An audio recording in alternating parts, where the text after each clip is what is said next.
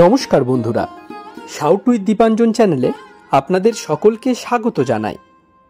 আপনারা শুনছেন শ্রীমদর্শন। শ্রীমদর্শন 16টি খণ্ডে সম্পূর্ণ। ভগবান শ্রীরামকৃষ্ণদেবের অপার অনুগ্রহে এই গ্রন্থের প্রথম ভাগের প্রথম সংস্করণ 1366 বঙ্গাব্দে ও ইংরেজির 1960 খ্রিস্টাব্দে প্রকাশিত হইয়াছিল। তদবধি ভক্তগণের চাহিদাতেই একের পর এক সংস্করণ প্রকাশ করা সম্ভব হইতেছে। শ্রীমদর্শনের মূল আবেদন, গৃহে বাস করিয়া কি প্রকারে দেবভাবে জীবনযাপন করা যায়, কিভাবে বেদ বর্ণিত উপায়ে সুখ দুঃখ সমভাবে গ্রহণ করিয়া সংসারে শান্তিতে বাস করা সম্ভব হয়। এই পুস্তকে আছে পরমহংসদেবের ও মায়ের কিছু নূতন কথা, আর স্বামীজি প্রমুখ অন্তরঙ্গ সন্তানদের কথা, আর আছে কথামৃতকার দ্বারা কথামৃতর ব্যাখ্যা এবং শ্রীরামকৃষ্ণ জীবনালোকে উপনিষদ, গীতা, ভাগবত, পুরাণ, বাইবেল আদি শাস্ত্রের আলোচনা।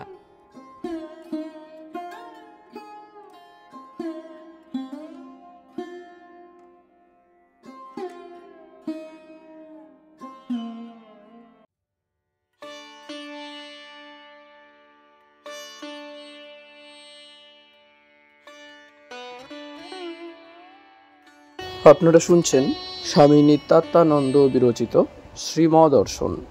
আজ 158তম পর্ব। আসুন আজকের পর্বটি শুরু করা যাক।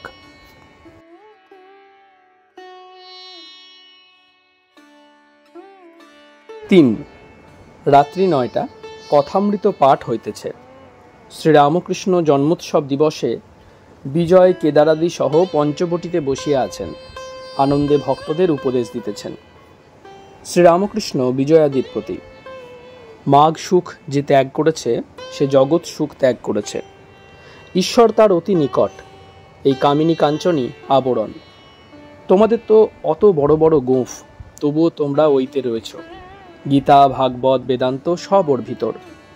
যাকে ভূতে পায় সে জানতে পারে না যে আমায় ভূতে পেয়েছে, সে ভাবে আমি বেশ আছি। যাকে জিজ্ঞাসা করি সেই বলে, আজ্ঞে হ্যাঁ, আমার স্ত্রীটি ভালো। একজনেরও স্ত্রী মন্দ নয়, সকলের হাস্য। শ্রীম ভক্তদের প্রতি, এটি কঠোর অপ্রিয় সত্য। কে নেয় এই রোগ নির্ণয় ও ব্যবস্থা? হক কথা বললে বন্ধু বেজার, এ কথা কজন বুঝতে পারে? পালন করা তো দূরের কথা। কখনো কখনো নগ্ন সত্য বলে ফেলতেন কল্যাণের জন্য। এ না বললে যে ব্যারাম আরাম হবে না। সার্জেন যখন ল্যান্সেট অর্থাৎ ছুরি চালায় তখন রোগী চিৎকার করে আর গালাগাল দেয়। আবার আরাম হয়ে গেলে তখন ডাক্তারের বাড়িতে ভেট নিয়ে যায় আর বলে, আপনি আমার প্রাণদাতা। শ্রীরামকৃষ্ণ ভক্তদের প্রতি, তোমরা পরস্পর প্রণয় করে থাকবে, তবেই মঙ্গল হবে। ঈশ্বরে বেশি মন রেখে খানিকটা দিয়ে সংসারের কাজ করবে। সাধুর মন ঈশ্বরে 12 আনা আর কাজে 4 আনা। শ্রীম গৃহকে আশ্রম বানিয়ে থাকতে বলছেন, এটি উপায়। সর্বদা তার পূজা পাঠ নাম কীর্তন হবে। আবার সাধুরও উপায় বলছেন, পড়ো তো। শ্রীরামকৃষ্ণ, সন্ন্যাসী নারীর চিত্রপট পর্যন্ত দেখবে না, এমনই কঠিন নিয়ম। রমণীর সঙ্গ তো করবে না, মেয়েদের সঙ্গে আলাপ পর্যন্ত করবে না। সন্ন্যাসীর পক্ষে কামিনী আর কাঞ্চন যেমন সুন্দরীর পক্ষে তার গায়ের বোটকা গন্ধ। ও গন্ধ থাকলে বৃথা সৌন্দর্য। বলেছিলেন, মারোয়ারি আমার নামে টাকা লিখে দিতে চাইল, মথুর জমি লিখে দিতে চাইল, তা লোতে পারলাম না। শ্রীম নিজে পূর্ণ সন্ন্যাসী কিনা, তাই তার আচরণ সন্ন্যাসীর ধর্ম, তাই নিজের কথা বলে সন্ন্যাসীর কর্তব্য বলে দিচ্ছেন। কোনো দিক বাদ দেন নাই। সন্ন্যাসী নিজের আদর্শ ঠিক রাখলে নিজেরও কল্যাণ, জগতেরও কল্যাণ। সন্ন্যাসী জগৎগুরু, তার আচরণ লোক শিক্ষার জন্য। কলিকাতা, 29 মার্চ 1924, 15 চৈত্র 1330 শনিবার। 7ম অধ্যায়, পার্সি ভক্ত সঙ্গে দক্ষিণেশ্বর মন্দিরে ও কাশীপুর উদ্যানে শ্রীম। 1 রবিবার।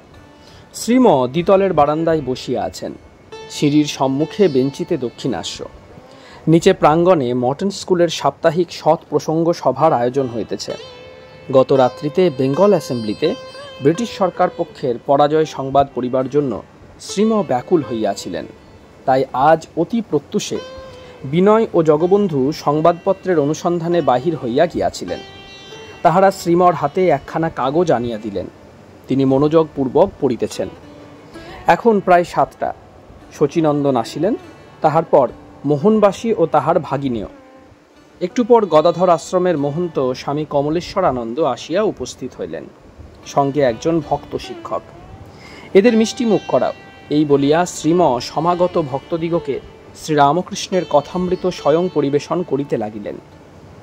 শ্রীম ভক্ত শিক্ষকের প্রতি, সাধু সঙ্গ ছাড়া আমাদের উপায় নাই।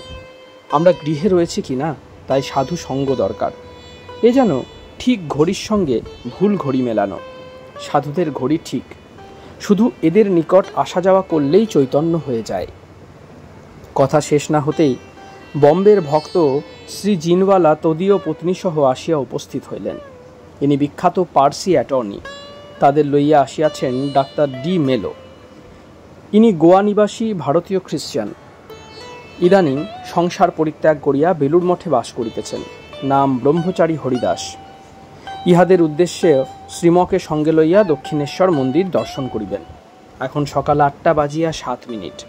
মধ্যাহ্নে দক্ষিণেশ্বরে থাকা হইবে, এই জন্য শ্রীম একজন সেবককে সঙ্গে লইলেন। সকলে নিম্নতলে আসিয়া মোটর কারে উঠিলেন।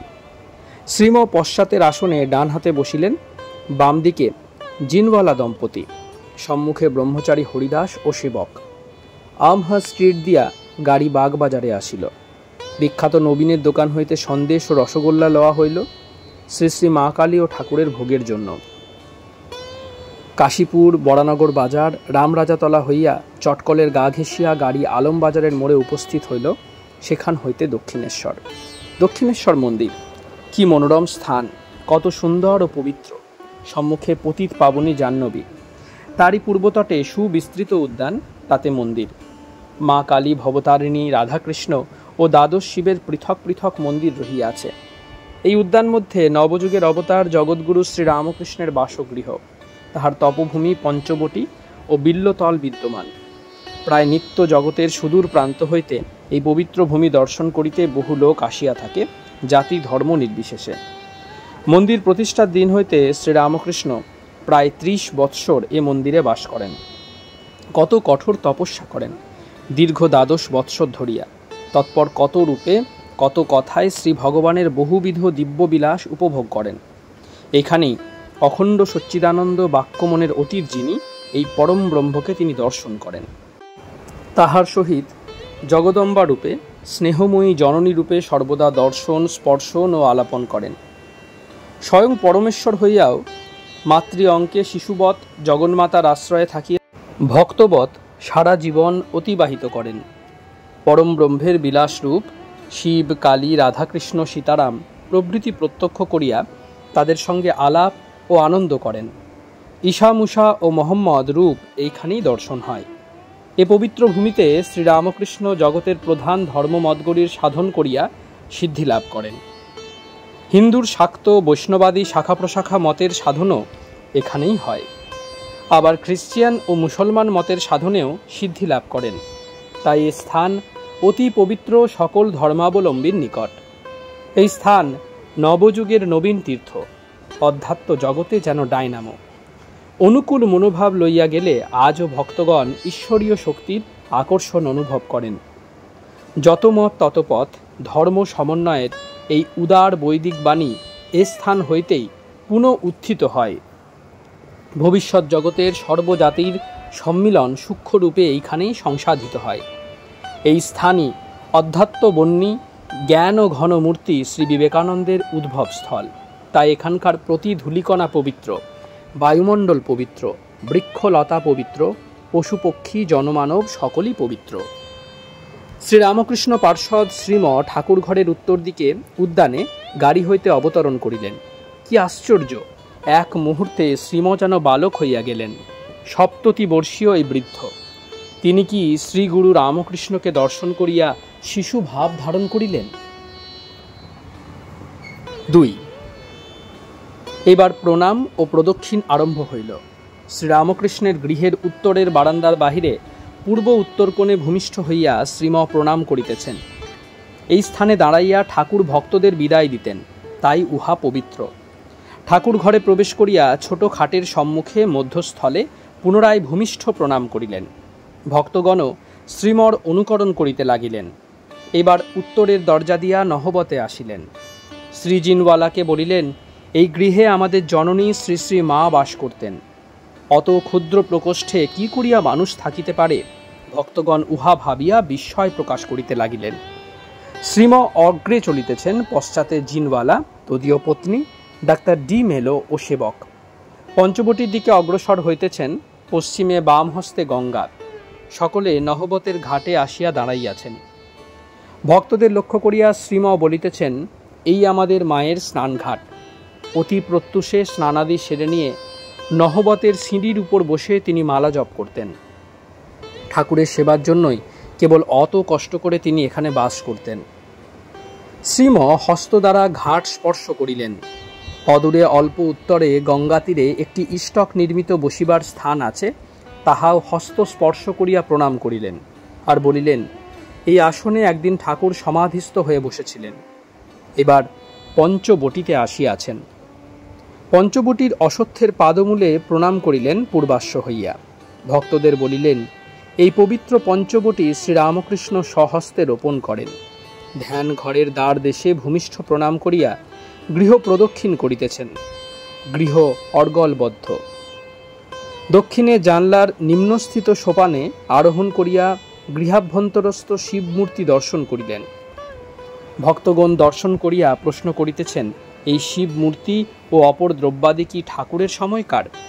শ্রীম বলিলেন, না না, কিছুই তার সময়ের নয়, শিবমূর্তিও নয়। এই ঘরই তার সময়কার নয়। এই স্থানে একটি মাটির ঘর ছিল। ঠাকুর এখানে বসে ধ্যান করতেন। জানলার নিম্নস্থিত ক্ষুদ্র সোপানে আরোহণ করিবার সময় জিনওয়ালা জুতা খুলিতেছিলেন। সেবক বলিলেন, জুতো খোলার কোনো প্রয়োজন নেই, জুতো নিয়েই উঠুন। শ্রীম বাধা দিয়া বলিলেন, না, এখানকার সব পবিত্র। পুনরায় পঞ্চবটি অর্ধ পরিক্রমা করিয়া উত্তর দিকে চলিতেছেন। শ্রীরামকৃষ্ণের আদি সাধনস্থল পুরাতন বট বৃক্ষ বেদিকার উত্তর পশ্চিম কোণে আসিয়া দাঁড়াইলেন। বেদিতে মস্তক রাখিয়া প্রণাম করিলেন এবং ভক্তদের বলিতে লাগিলেন, এইখানে আমি একদিন তাকে দর্শন করেছিলাম। তিনি ঝাউতলা হইতে আসিতেছেন। তাহার পশ্চাতে গাঢ় কৃষ্ণ মেঘাচ্ছন্ন আকাশ, ডান হাতে গঙ্গা জলে তার প্রতিবিম্ব। পুরাতন বটবৃক্ষের উত্তর দিকের একটি মূল শাখা ভাঙিয়া পশ্চিমে গঙ্গার দিকে পড়িয়াছে। তাহা হইতে গঙ্গা তীরে বেদির উত্তর পশ্চিম কোণে একটি নূতন বটবৃক্ষের উৎপত্তি হইয়াছে। শ্রীম ভগ্ন শাখাটি দেখাইয়া বলিতেছেন, এ শাখাটি আশ্বিনের ঝড়ে ভেঙে যায়। 1864 খ্রিস্টাব্দ 5ই আশ্বিন।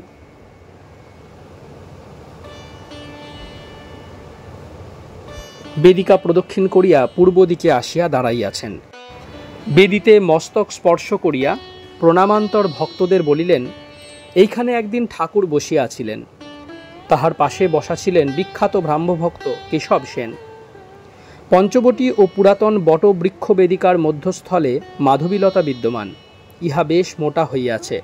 শ্রীম ইহা দেখাইয়া বলিলেন, এই মাধবীলতা শ্রী বৃন্দাবন হতে আনিয়ে নিজ হাতে ঠাকুর রোপণ করেছিলেন।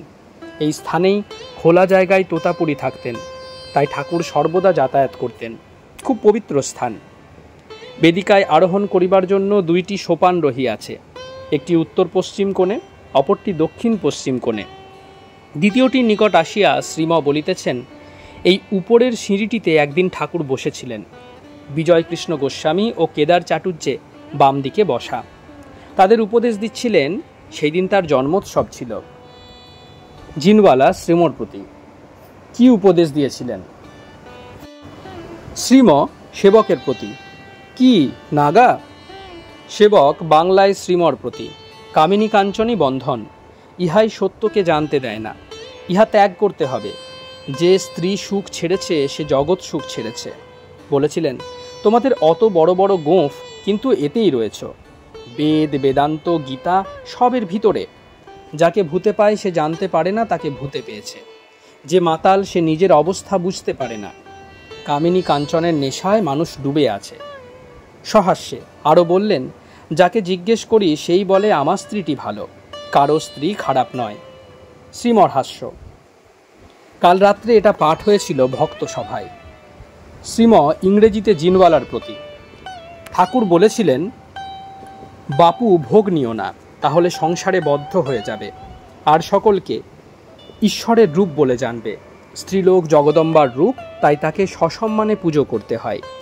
এই জন্য সাধু সঙ্গ দরকার। সাধুরা কোনটা সৎ কোনটা অসৎ ইহা জেনেছেন। ঈশ্বর সত্য, সংসার অনিত্য, এ বোধ তাদের হয়ে গেছে। তাকে জানবার এই এক উপায়, সৎসঙ্গ।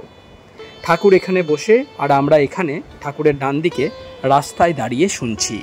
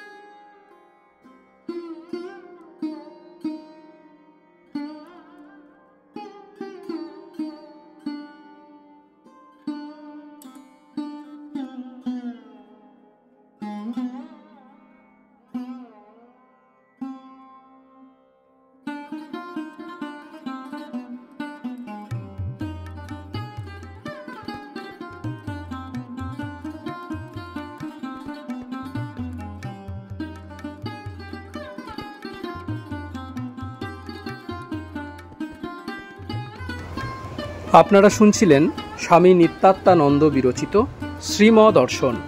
আজ 158তম পর্বটি আপনাদের কাছে পরিবেশন করলাম। আমাদের ভিডিওগুলি কেমন লাগছে আমাদের জানান। কোনো সাজেশন থাকলে তাও অবশ্যই জানাতে পারেন। আমাদের ভিডিওগুলি লাইক করুন, আপনাদের বন্ধুবান্ধব ও পরিবার পরিজনদের মধ্যে শেয়ার করে দিন। শাউট উইথ দীপাঞ্জন চ্যানেলটি সাবস্ক্রাইব করুন এবং প্রতিনিয়ত বিভিন্ন আপডেট পাওয়ার জন্য বেল আইকনটি অবশ্যই প্রেস করে দেবেন। অনেক অনেক ধন্যবাদ। নমস্কার, ভালো থাকবেন। জয় ঠাকুর, জয় মা, জয় স্বামীজি।